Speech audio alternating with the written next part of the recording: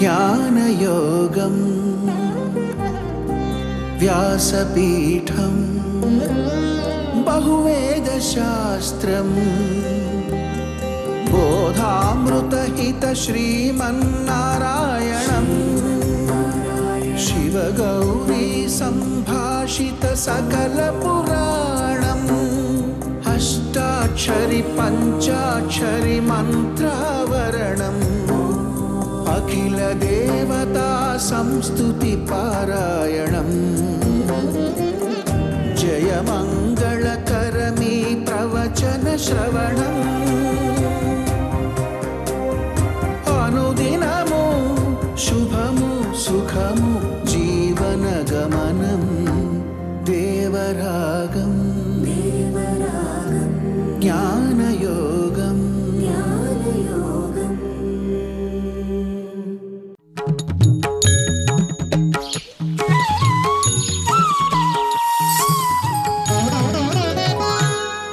ఆపదామపహర్తారం దాతారం సర్వసంపదాం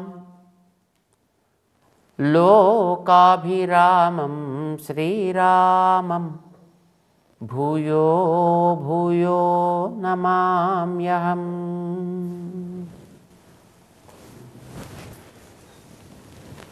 జై శ్రీమన్నారాయణ.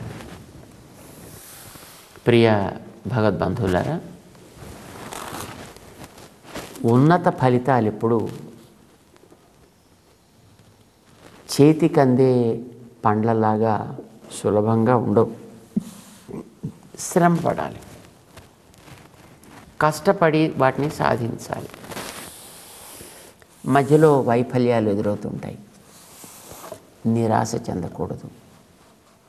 కృషిని సవ్యమైనటువంటి రీతిలో సాధించాలి. కనిపించే ఫలితాలకే ఇలా ఉంటుంది స్థితి. మరి కొన్ని ఫలితాలు మనకు కనిపించవు.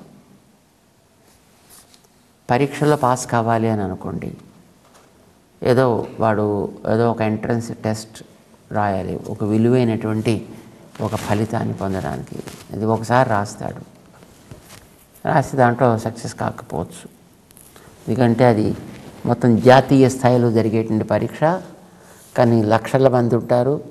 అందులో ఎక్కడ ఏ కాస్త తేడా వచ్చినా అది మొత్తం అంతా పోతుంది.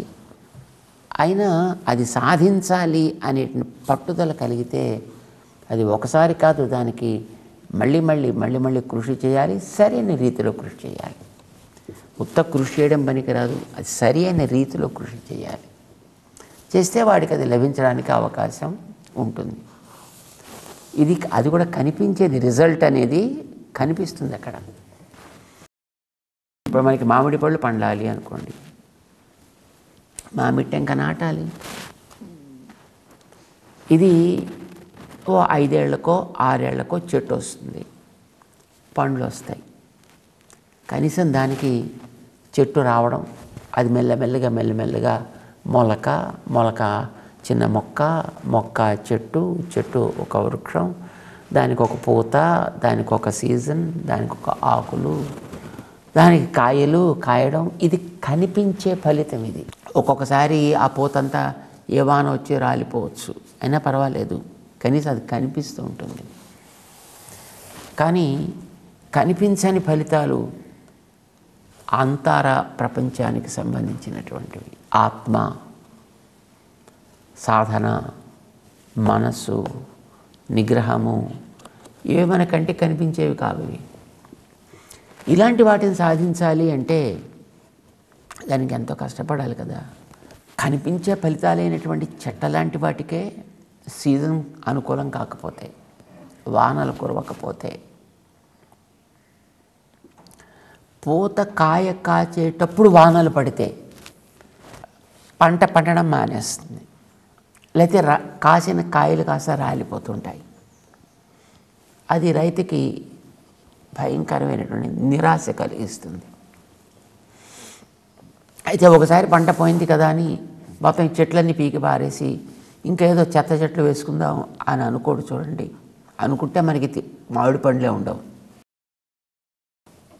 మళ్ళీ ప్రయత్నం చేస్తాడు, కనిపించే ఫలితం కనుక.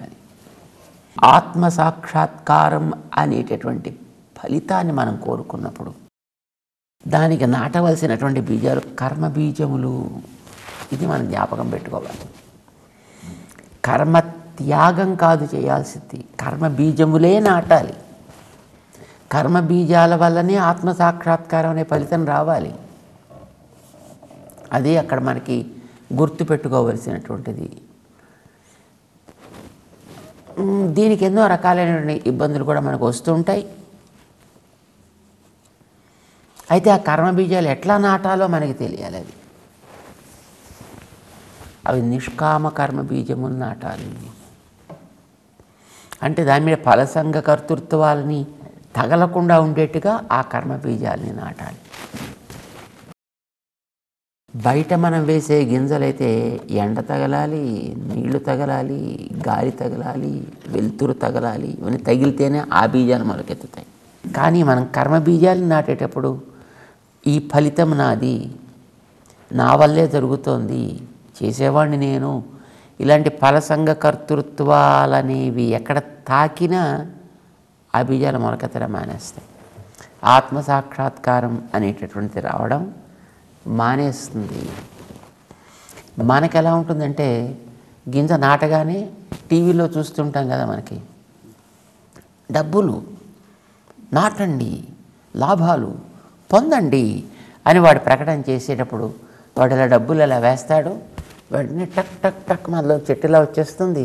ఆ చెట్టు నుంచి 4 కొమ్మలు, ఒక్కొక్క కొమ్మకి మన పోక గుత్తుల్లాగా, కొబ్బరి గుత్తుల్లాగా అలాగా పైసలు అలా వేళ్లాడుతూ కనిపిస్తుంటే ఇలాగే వచ్చేస్తాయి కాబోలు అని మన యొక్క ఉద్దేశం, అలా పండాలి అని.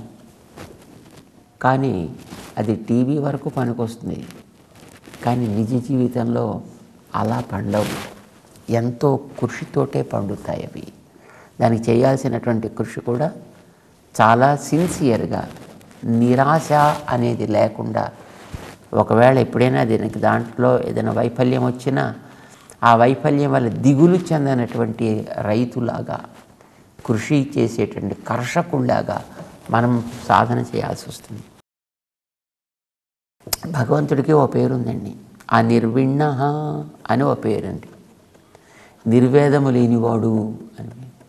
ఎందుకు బాబా నిర్వేదం ఆయనకి అంటే, ఆయన ఎంతకాలంగా ఈ జీవులు అనేటటువంటి మనని, ఈ ప్రకృతిని, ఈ క్షేత్రం నాటుతున్నాడండి. మంచి ఫలితాలు రావాలని, మోక్ష ఫలితం రావాలి, వీడికి సాయుధ్యం అనే ఫలితం రావాలి, వచ్చి అక్కడ వీడు హాయిగా బ్రహ్మానందాన్ని అనుభవించాలి అని కోట్ల కోట్ల జీవుల్ని, ఈ జీవులని, బీజాలని ఈ ప్రకృతి అనే క్షేత్రంలో నాటుతూనే ఉన్నాడు. ఇదం శరీరం కౌంతేయ క్షేత్రం ఇత్యభిధీయతే. అక్కడ మనకి 13వ అధ్యాయంలోకి వెళ్ళిన తర్వాత ఆయన చెప్పాడు, ఆయన ఇది ఒక పెద్ద క్షేత్రమాయా, ఈ జీవుల్ని పట్టుకొని దీంట్లో నేను ఆడుతున్నాను. ఎప్పటి నుంచి నాడుతున్నాడు, అదండి మనకి ఇంపార్టెంట్ తెలుసుకోవాల్సింది. ఎప్పటి నుంచి ఆయన ఆడుతున్నాడు. బాపురే, చెప్పడం కష్టం అండి. చెప్పడం కష్టం కనుక అనాది అని ఊరుకున్నారు. ప్రకృతిం పురుషం చైవ విద్ధి అనాది ఉభావపి. నేను ఎప్పటి నుంచో చెప్పడం చాలా కష్టమయ్యా, ఎన్ని సున్నాలు పెట్టినా ఈ అంకె మనకి పూర్తి కాదు. అప్పటి నుంచి నేను కృషి చేస్తూనే ఉన్నా, ఇప్పటికీ నాటుతూనే ఉన్నా, ఇప్పటికీ ఇంకా నేను నాటాల్సి వస్తూనే ఉంది. మళ్ళీ నువ్వు ఇలా నిరాశకు లోనవుతూనే ఉన్నావు. ఇది సహజంగా సాగుతోంది. అయినా నేను నిరాశ పొందలేదు చూడు. ఇంకెందుకు అసలు వీళ్ళని ఈ సృష్టిలోకి తీసుకురావడం, అనవసరంగా వీళ్ళ మీద ఈ కృషి చేయడం. పొండ వెధ వల్ల అలా మీ ఇష్టం వచ్చినట్టుగా ఆ ప్రళయ సాగరంలో పడి కొట్టుకోండి అని వదిలేసి ఉండొచ్చు కదా. అనిర్విణ, ఆయనకి నిర్వేదం అనేటటువంటిది లేదు, నిరాశ అనేది లేదు. మళ్ళీ కృషి చేద్దాం, మళ్ళీ ఇంకోసారి నాటుదాం, ఇంకొకసారి నాటుదాం, మళ్ళీ యత్నం చేద్దాం. ఎంతకాలంగా ఎంత యత్నం చేస్తున్నాడు కదండి ఆ మహానుభావుడు. మనం చూసేటువంటి ఈ సృష్టి అంతా ఆయన ఎన్నోసారి చేసిందో తెలియదండి. ప్రతిసారి మళ్ళీ వీళ్ళని సృష్టి చేయడం, మళ్ళీ ఓ బ్రహ్మగారిని తీసుకురావడం, ఆయనకి మళ్ళీ ఇవన్నీ ఈ రా మెటీరియల్ అంతా ఇవ్వడం, ఈ డైస్ అన్నీ ఇవ్వడం, దీంట్లో మళ్ళీ తయారు చేయవయా అని మళ్ళీ ఇస్తుండడం. తయారై వచ్చిన తర్వాత మనం దాంట్లో తగినటువంటి ఫలితాలను ఇవ్వకుండా పాడు చేస్తుండడం. అరే రే ఈసారి కూడా మళ్ళీ వేస్ట్ అయిపోయింది అని మళ్ళీ వీటన్నిటినీ మళ్ళీ వెనక్కి తీసుకెళ్ళిపోయి రీసైకిల్ చేయడం, మళ్ళీ కొత్తగా మళ్ళీ ప్రారంభించడం. అందుకోసమని మనవాడు సంకల్పం చెప్పేటప్పుడు అద్య బ్రహ్మణ, అద్య బ్రహ్మణ, ఎన్నిసార్లు ఆయన బ్రహ్మగారిని పుట్టించాడో తెలియదు. అలాంటి బ్రహ్మ పరంపరలో ఇప్పుడుండే బ్రహ్మగారి కాలమానం ప్రకారం ఇప్పుడు మనం ఉండేటటువంటిది ఇంత ఇంత ఇంత అని కాలగణన చెప్పేవాళ్ళు చెప్తూ ఉంటారు. అంటే ఎన్ని బ్రహ్మల కాలం పోయిందో అప్పటి నుంచే పాపం ఆ పెద్ద మనిషి ప్రయత్నం చేస్తూనే ఉన్నాడు. మనం ఆయన ప్రయత్నాల్ని పాడు చేస్తూనే ఉన్నాం. ఆయనకి నిరాశ అనేది ఇంతవరకు కలగలేదు. ఆశాజీవి, అసలు గొప్ప ఆశాజీవి ఆయనేనండి. ఆశాజీవి ధృతరాష్ట్రుడు, దుర్యోధనుడును. అందుకే ఒకడు పోతే మరొకడిని పట్టుకొచ్చి పెట్టాడు, వాడిపోతే ఇంకొకరిని సైనాధికుడిని చేశాడు, ఆయన పోతే ఇంకొకరిని, చివరికి శల్యుణ్ణి కూడా సేనానాయకుడు చేశారండి. ఆశా బలవతి రాజన్. ఎంత ఆశ దుర్యోధనుడికి అని పాపం దుర్యోధనుడి గురించి చెప్పారు. ఆయన ఆశ గొప్ప ఆశ కాదండి, పాపం దేవుడి ఆశ, నారాయణుడి యొక్క ఆశ చాలా గొప్పది. నిరాశ అనేది లేకుండా, నిర్వేదం అనేది లేకుండా, నిస్పృహ అనేది లేకుండా కృషి చేస్తూనే చేస్తూనే చేస్తూనే ఉన్నాడు. అంత చేసి అనుభవం గరించాడు కనుకనే అర్జునుడికి చెప్పగలుగుతున్నాండి 6వ అధ్యాయంలో, ఆయన ఆత్మసాక్షాత్కారం నీకు ఫలితమయ్యా, దానికి నువ్వు నాటాల్సింది కర్మత్యాగపు బీజాలని కాదు, కర్మకర్తృత్వము అనేటటువంటి బీజములని నాటాలి. అయితే అవి నిష్కామ కర్మ అనేటటువంటి దాంట్లో లోషంలో శుద్ధి చేసినటువంటి కర్మల్ని నువ్వు దాంట్లో నాటాలి. చేత నువ్వు యుద్ధం కూడా ఇప్పుడు చేసి తీరాలయ్యా, మాంతానంటే లాభం లేదు. ఆ చేయడం వల్లనే నీకు ఆత్మసాక్షాత్కారం కలగాలి. ఆ చేసేటప్పుడు నీ మనస్సుని కొంచెం జాగ్రత్తగా పెట్టుకోవాలి, నిరాశకి లోను కాకుండా పెట్టుకోవాలి. మనకేమో ఆశ ఎంత ఎక్కువ అండి, అయ్యా ఆ గుడికి వెళ్ళి ప్రదక్షిణ చేసిరండి మీకు పిల్లాడు పుడతాడు అని అంటే మనం ఒక్కొక్క మెట్టు ఎక్కి ఎన్నో మంత్ వచ్చిందని చూసుకునేటటువంటి స్థితిలో ఉండేవాళ్ళం మనం. అంటే మెట్టు ఎక్కుతుండే మెట్టుకి గర్భం పెరుగుతుందంటే నువ్వు కొండెక్కాలి, రావాలి, వచ్చిన తర్వాత నీలో విశ్వాసం ఉండాలి. తర్వాత కొంతకాలం అయితే అది నీకు ఎప్పుడో ఫలించవచ్చు. మూడు సార్లు స్తంభం చుట్టూ తిరిగితే పిల్లలు కలుగుతారు అంటే నిజమే. 3 సార్లు తిరగాలంటే ఒక్కొక్కసారి తిరిగేటప్పటికి 3వ మంత్ వచ్చిందా లేదా అంటే 3 సార్లు తిరిగినా 9 మంతులు నిండిపోవాలి. అలా వస్తుందా? నో, అది కేవలం మాటలకు వస్తుంది అలాగా. కానీ ప్రాక్టికల్గా జీవితంలో సాగేటప్పుడు దానికోసం కృషి అనేటటువంటిది నిరాశ నిస్పృహలకి లోను కాకుండా చేస్తూనే ఉండాలి. జారిపోవచ్చును, మధ్యలో కొన్ని చిన్న అవాంతర ఫలితాలు ఏర్పడవచ్చును. ఏదో మనకి రామకృష్ణ పరమహంస జీవితంలో చెప్తారు చూడండి, మధ్యలో ఎవడో వచ్చి నేను నీళ్ల మీద నడుస్తానండి అన్నట్టండి. నీళ్ళ మీద వాడో సాధన చేశాడు, వాడు నీళ్ళ మీద నడిచాడు. వాడు దానికి ఎంతకాలం ఖర్చు పెట్టావా అని అడిగాడు ఆయన. 12 ఏళ్ళు సాధన చేశాను. ఓరి దౌర్భాగ్యుడా, నీ జీవితంలో 12 ఏళ్ళు పాడు చేసుకున్నావురా నైనా. నువ్వు చేసిన ఈ సాధన నీ ఆత్మానందం కోసం చేసుకొని ఉంటే అందులో ఎంతో పైకి ఎక్కగలిగి ఉండేవాడివి. నీళ్ళ మీద నడవడానికి నువ్వు దాన్ని ఉపయోగిస్తున్నావు. అప్పట్లో దానికి ఒక ఏదో అర్ధనామం ఎంతో ఉండేదండి దానికి. అప్పుడు ఆ కలకత్తాలో నది మీద ఇటు నుంచి అటు పక్కకి పడవలో దాటడానికి ఆ మాత్రం పైసలు ఇస్తే శుభ్రంగా పడబడు, ఏ సాధన లేకుండా ఏ శ్రమ లేకుండా శుభ్రంగా భోజనం చేస్తూ చేతిలో టిఫిన్ పెట్టి నేను ఇక్కడి నుంచి అటు పక్క తీసుకెళ్ళి వాడు డ్రాప్ చేస్తాడరా. దానికోసం నువ్వు నీ జీవితంలో ఇంతకాలం క్లేశపడి పాపం దాన్ని సాధించావు నైనా. ఇకనైనా ఈ సాధనని మంచి కోసం వాడుకో అని పాపం చెప్తాడండి. అట్లాగా ఆత్మ సాక్షాత్కారంగా మనకు కూడా అదో కుండలిని జాగరణం లేకపోతే మరేదో వస్తుంది. అది ఇక్కడి నుంచి ఇక్కడ దాకా వస్తుంది, ఇక్కడి నుంచి ఇక్కడ దాకా వస్తుంది, ఇక్కడి నుంచి ఇక్కడ దాకా వస్తుంది, మొత్తం అంతా వ్యాపిస్తుంది. ఆత్మ సాక్షాత్కారం కలుగుతుంది. కనుక ఇప్పుడు నాకు ఎంత ఎత్తు వచ్చింది, ఎంత ఎత్తు వచ్చింది నీకెందుకు? కానీ మనకి అదేదో కనిపించాలి, కనిపించాలి, కనిపించాలి, లేదు ఎవరికైనా చూపించాలి. నేను ఎంత సాధన చేస్తున్నాను తెలుసునా, నా సాధనలో ఇప్పటికీ నేను ఇంత ఎత్తెదగలిగాను. ఇవన్నీ కూడా దాంట్లో విఘ్నాలు, చేసే సాధనకి అవరోధాలు. ఇవన్నీ కూడా మనిషిని దాంట్లో దిగజారుస్తాయి. వాటికి నువ్వు లోను కాకూడదు. ఒకటి, వాటికి అలాంటి తాత్కాలిక ప్రయోజనాల వైపు నువ్వు ఆకర్షితుడు కాకూడదు.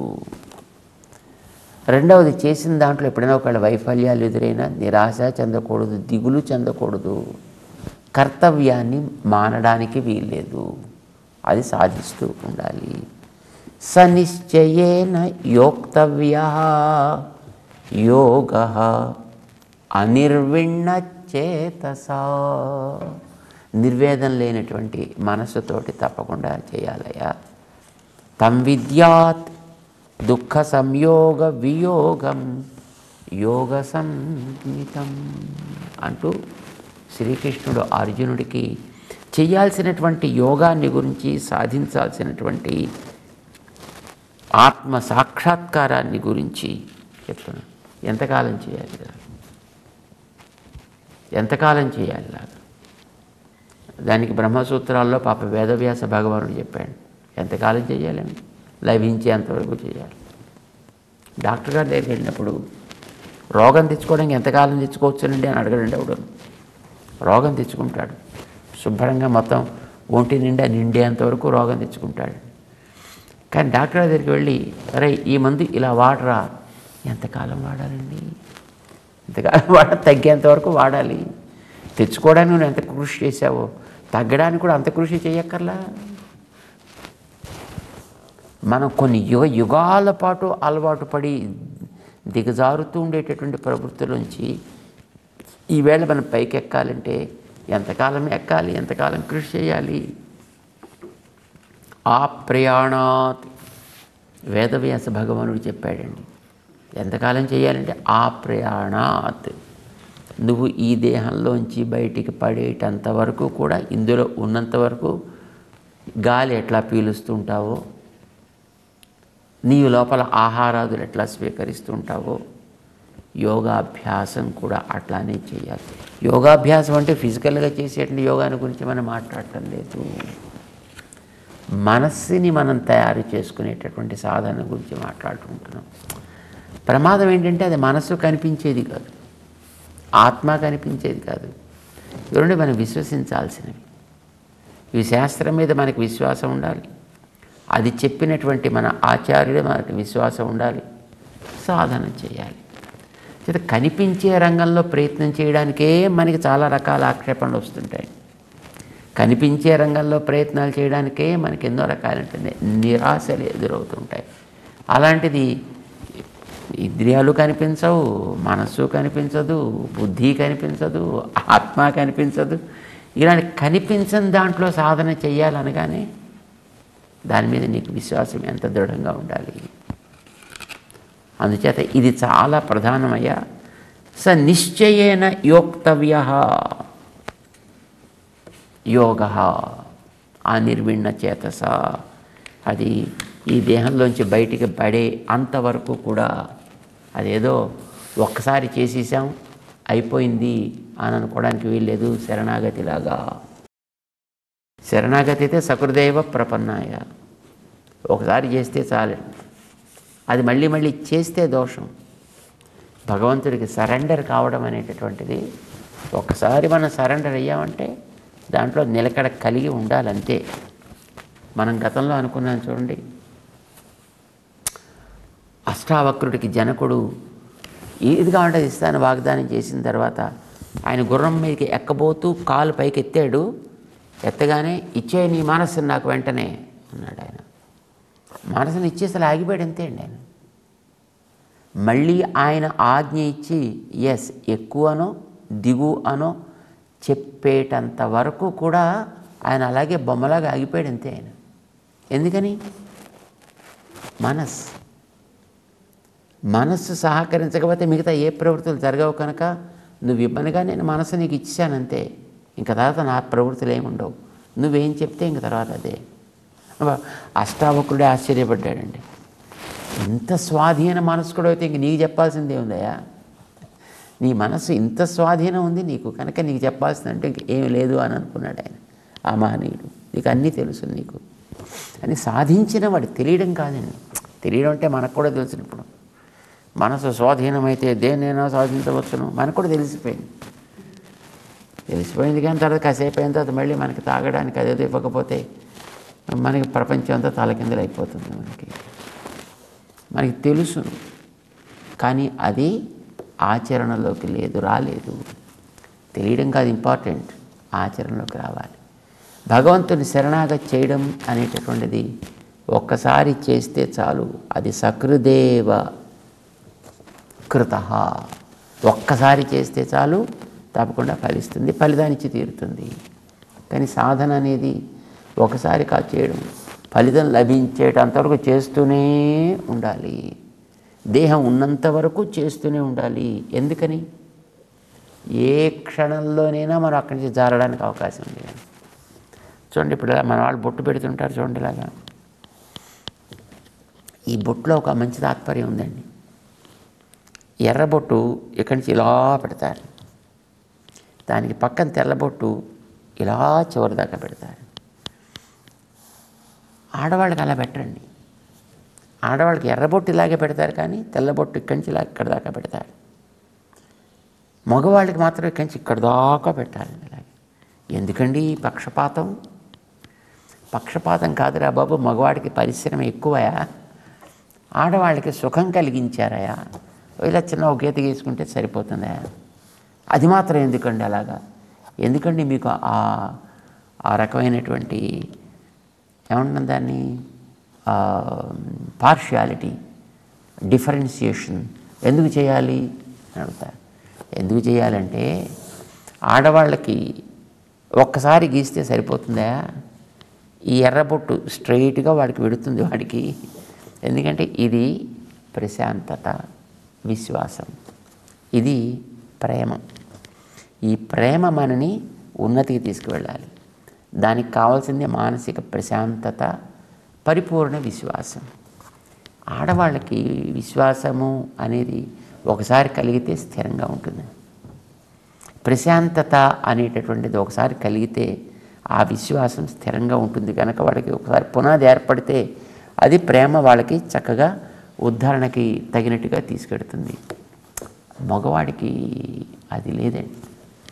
వీడికి ఒకసారి విశ్వాసం కలిగిన తర్వాత వీడి ప్రేమ బయలుదేరి అలా పైదాకా వెళ్ళేటప్పుడు అది ఎక్కడి నుంచైనా జారిపోవడానికి అవకాశం ఉంది, ఎప్పుడైనా వీడు పడిపోవడానికి అవకాశం ఉంది. కనుక వీడికి ఈ విశ్వాసము, ప్రశాంతత అనేది చివరి దాకా వీడికి రెండు వైపులా వీడికి ప్రొటెక్షన్ వీడికి ఇస్తూనే ఉండాలి. ఇటు జారడానికి వీలేదు, అటు జారడానికి వీల్లేదు. వాడిని అలా చివరి దాకా రక్షిస్తూ ఉంటేనే వాడు చేరగలుగుతాడని మగవాళ్ళకి ఇలా పెట్టారండి బొట్టు పెట్టుకోవడం. ఈ ఎర్రబొట్టుకి రెండు వైపులా ప్రొటెక్షన్. అలాగా ఆ మానసికమైనటువంటి ఈ సాధన అనేటటువంటిది, నిరాశారహితమైన సాధన అనేటటువంటిది, ఆత్మసాక్షాత్కారం అనే ఫలితం లభించడానికి ఆ ప్రయాణాత్ వీడు ఈ దేహం వదిలి వెళ్ళేటంత వరకు చివరిదాకా ఎప్పుడైనా జారే అవకాశం ఉంది కనుక అది కలగకుండా ఉండడం కోసం వీడు చివరిదాకా సాధన చేస్తూనే ఉండాలయా అని శ్రీకృష్ణుడు అర్జునుడికి అనిర్విణ చేతస్కత్వం, నిరాశారహితమైనటువంటి ఉత్సాహభరితమైనటువంటి ప్రయత్నం మనస్సుకి ఇవ్వడం అనేటటువంటిది ప్రధానమైనటువంటి కర్తవ్యమయ.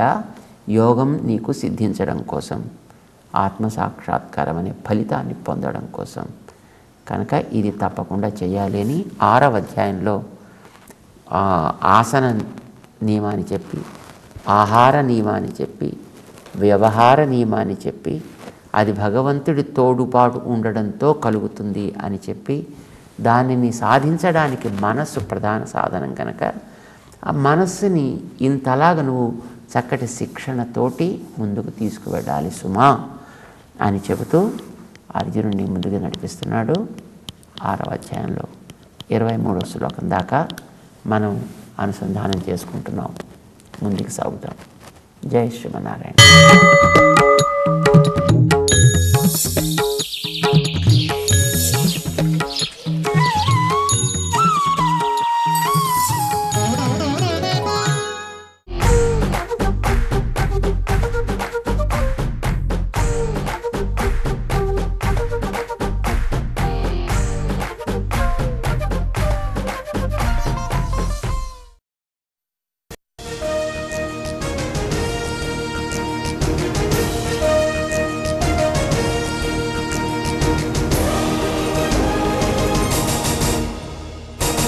దేశంలోనే నంబర్ 1 న్యూస్ నెట్వర్క్ మీరు చూస్తున్నారు TV9 తెలుగు. మెరుగైన సమాజం కోసం.